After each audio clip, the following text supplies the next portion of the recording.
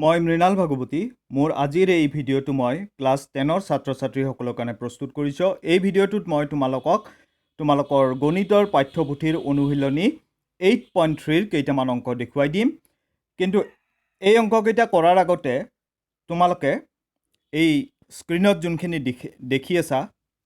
কথা এইখিনি জানিব লাগিব। এই বিষয়ে মই তোমালোকক আগতে কৈছোঁৱে যে পূৰক কোণৰ ত্ৰিকোণমিতিক অনুপাত সম্পৰ্কীয় যোনটো ভিডিঅ' আছিল তাত মই আলোচনা কৰিছোঁ। গতিকে এই কথাখিনি আমি প্ৰয়োগ কৰি পিনে 8.3ৰ অনুশীলনীৰ অংকবিলাক কৰিম। তেতিয়াহ'লে আহা আমি প্ৰথম অংকটো কি আছে চাই লওঁ। তোমালোকৰ সুবিধাৰ কাৰণে মই অকণমান এনলাৰ্জ কৰি লৈছোঁ। ইয়াতে চোৱা, ইয়াতে কি কৰিব দিছে, মান নিৰ্ণয় কৰিব দিছে। 1 নম্বৰ প্ৰশ্নটো চোৱা, ইয়াতে তোমালোকক কি কৰিব দিছে, মান নিৰ্ণয় কৰিব দিছে। কি দিয়া আছে, এইটো sin 18 ডিগ্ৰী বাই cos 72 ডিগ্ৰী। আচ্ছা, এতিয়া কেনেকৈ কৰিবা এই অংকটো। ইয়াতে চোৱা, যিকোনো এটা চেঞ্জ কৰিবা। মানে ধৰা এতিয়া তলৰটো কিমান আছে, cos 72 ডিগ্ৰী। 72টোক আমি 90 ডিগ্ৰী মাইনাছ 18 ডিগ্ৰী কৰিব পাৰোঁ। 90 ডিগ্ৰী মাইনাছ 18 ডিগ্ৰী যদি আমি কৰোঁ তেতিয়া কিমান ডিগ্ৰী পাম, 72 ডিগ্ৰী। তাৰমানে আমাৰ cos 72 ডিগ্ৰী আছিল নহয় হৰত। এতিয়া এই 72 ডিগ্ৰীটো আমি কি লিখিলোঁ, এই 90 মাইনাছ 18 ডিগ্ৰী, এই 72টো সেইটো তেনেকৈ লিখিছোঁ। এতিয়া চোৱা, তলৰখিনি কি আকাৰত আহি গ'ল, cos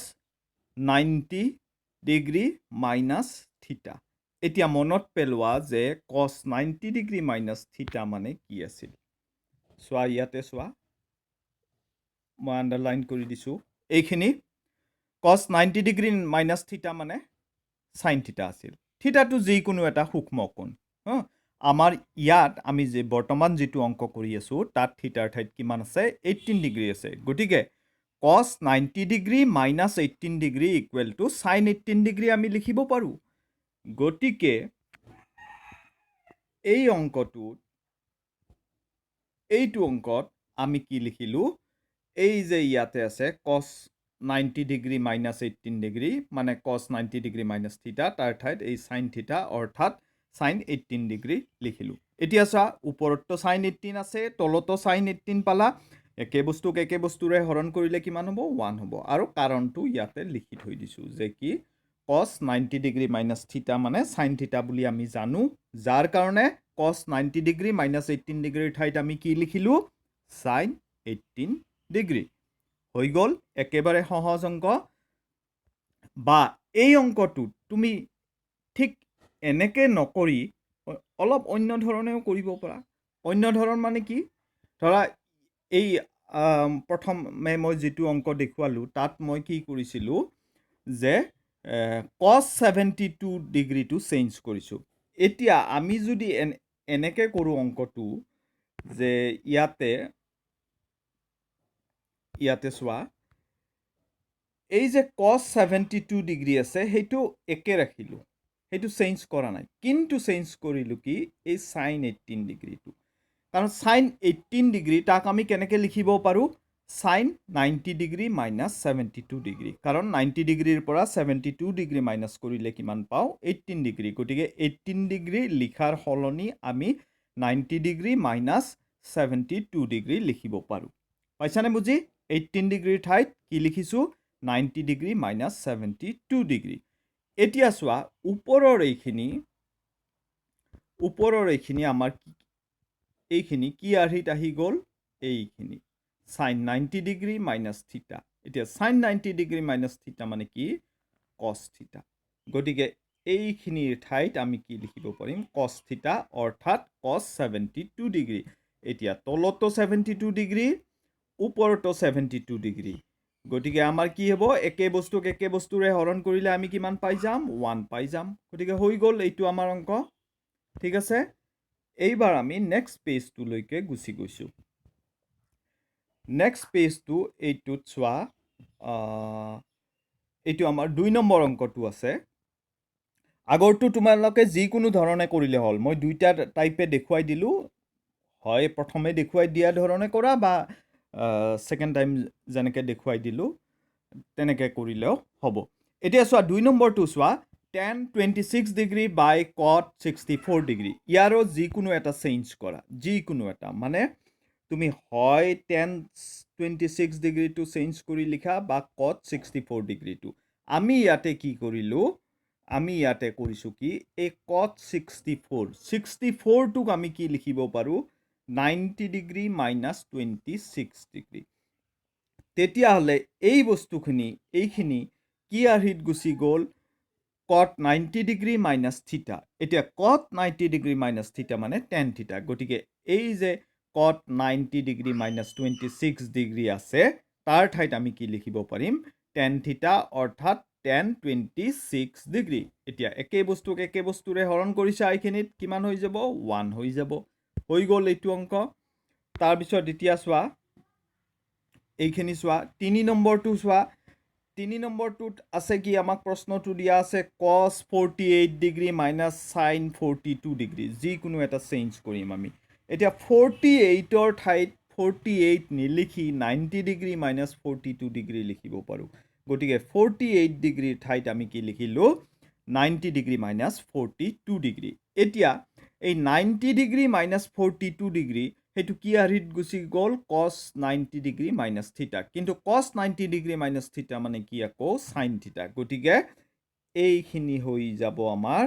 এইটো sin থিটা অৰ্থাৎ sin 42 ডিগ্ৰী এতিয়া sin 42 degree minus sin 42 degree কিমান হৈ গ'ল 0 হৈ গ'ল গম পালা দুটাই কিন্তু চেঞ্জ কৰা নাই হা আমি কি কৰিলোঁ আমি অকল এইটোহে চেঞ্জ কৰিলোঁ এতিয়া তোমালোকে এইটো যদি cos 48 টো চেঞ্জ কৰি পিনে 90 ডিগ্ৰী মাইনাছ 42 ডিগ্ৰী লিখিছোঁ সেইটো যদি নকৰি পিনে এই পাৰ্টটো কৰিব খোজা এইটো এজ ইট ইজ ৰাখি পিনে sin 42 ডিগ্ৰীটো চেঞ্জ কৰিব খোজা তেতিয়াও তোমালোকৰ অংকটো কিন্তু হ'ব আচ্ছা কৰি চাবা বেলেগ ধৰণেও কৰি চাবা আচ্ছা এতিয়া চোৱা 4 নম্বৰ অংকটোলৈকে যাব খুজিছোঁ 4 নম্বৰ ৰোমান 4টোত কি দিয়া আছে cosec 31 degree minus sec 59 degree ইয়াৰো যিকোনো এটা চেঞ্জ কৰা আমি কি লিখিলোঁ এই যে sec 59 ডিগ্ৰী আছে সেইটো লিখিলোঁ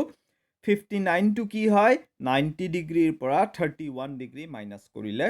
59 হয় গতিকে 59 ডিগ্ৰীৰ ঠাইত আমি কি লিখিলোঁ 90 ডিগ্ৰী মাইনাছ 31 ডিগ্ৰী তেতিয়াহ'লে এই গোটেইখিনি আমাৰ কি আকাৰত আহি গ'ল sec 90 ডিগ্ৰী মাইনাছ থিটা sec 90 ডিগ্ৰী মাইনাছ থিটা মানে আকৌ হৈছে cosec থিটা গতিকে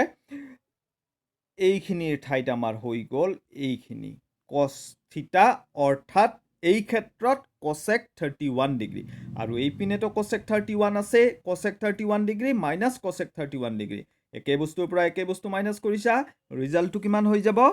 0 হৈ যাব হৈ গ'ল এইটো এতিয়া আমি নেক্সট পেজলৈকে গুচি যাম আচ্ছা চোৱা এইখিনিত নেক্সট পেজটোলৈকে যোৱাৰ আগতে মানে নেক্সট আমি যোনটো অংক চাম সেইটো কৰাৰ আগতে তোমালোকে এই ৰিলেশ্যনখিনি জানিব লাগিব ইয়াত কি দিয়া আছে প্ৰথমটো চোৱা sin থিটা ইনটু cosec থিটা ইজ ইকুৱেল টু কিমান দিছে 1 দিছে হয়নে কিয় কাৰণ সাইনৰ প্ৰতিক্ৰম হৈছে cosec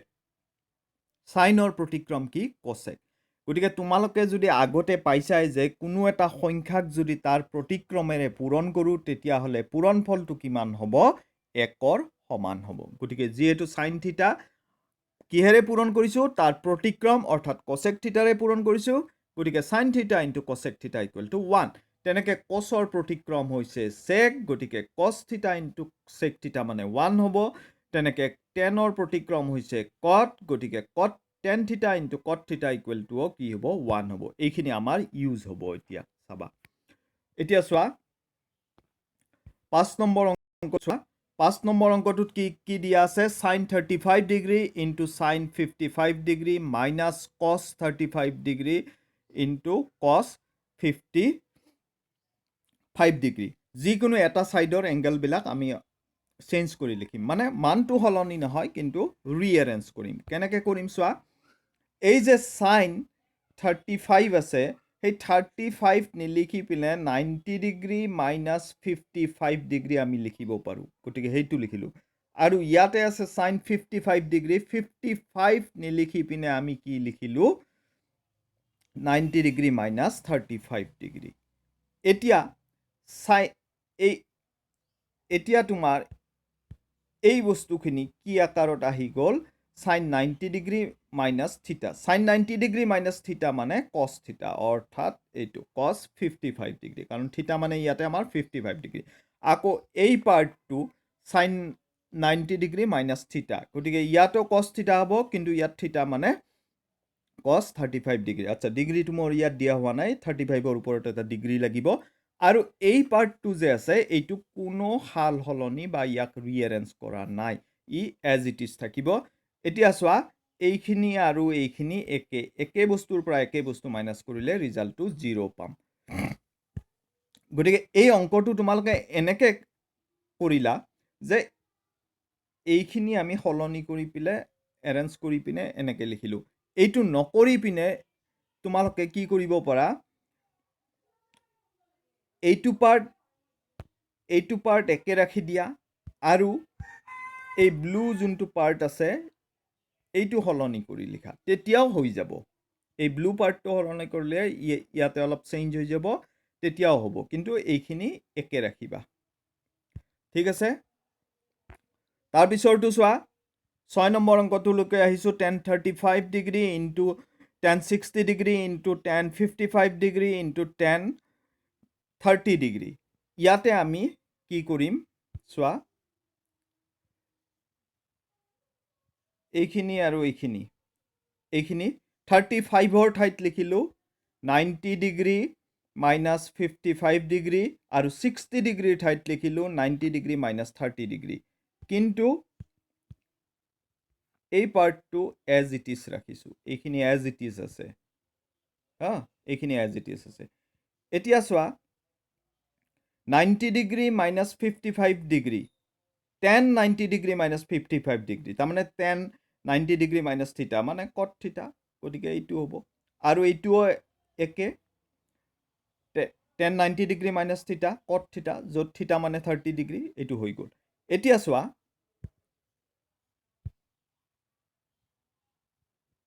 এইটো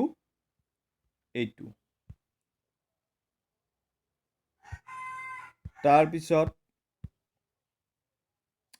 ৰবা দেই এইটো আৰু এইটো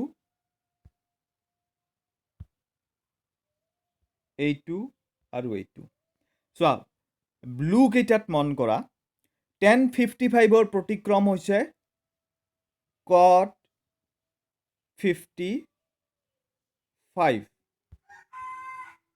এইটো আৰু tan 30 ডিগ্ৰীৰ প্ৰতিক্ৰম হৈছে cot 30 ডিগ্ৰী গতিকে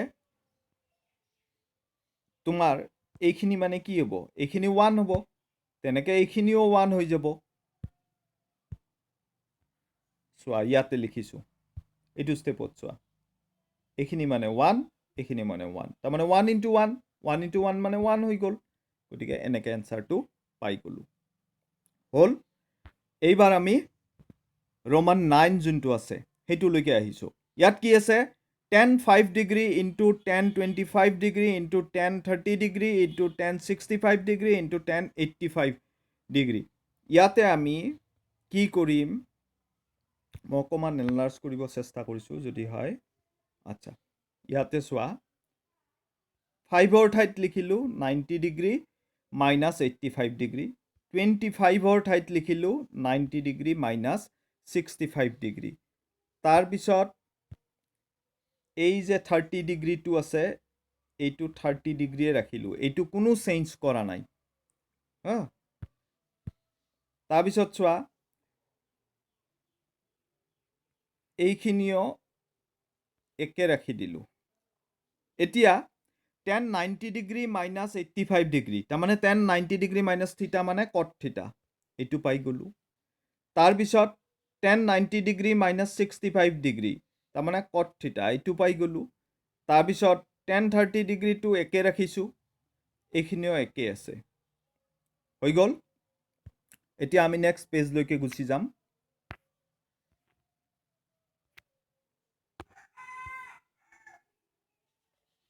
সৰি আচ্ছা এইটো পেজত মন কৰা